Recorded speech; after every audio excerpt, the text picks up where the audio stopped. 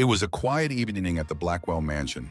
The room was filled with the soft clinking of silverware and the murmur of polite conversation.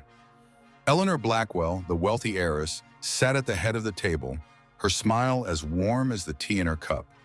Beside her was her younger brother Henry. His face was a mask of calm, but his eyes portrayed a simmering resentment.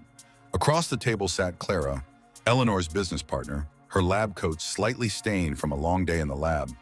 And at the other end was George, Eleanor's spouse, his hand trembling slightly as he poured tea for everyone. Everything seemed perfect until Eleanor took a sip of her tea. Her cup clattered to the table, her body stiffened, and then she collapsed. The room erupted into chaos. Eleanor was dead, poisoned. The suspects? Let's break it down. First, there was Henry, Eleanor's jealous brother. Earlier that evening, they'd been overheard arguing about money.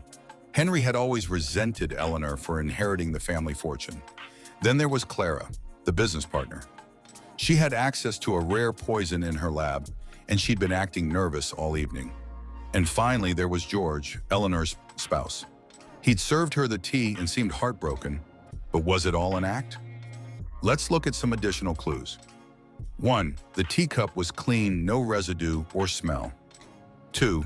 Henry had been seen lingering near the teapot. 3. Clara's lab coat had a small stain chemical, perhaps. 4. George had nervously fidgeted with his wedding ring throughout the night. So, who do you think poisoned Eleanor's tea? Comment your guess and stay tuned for the solution.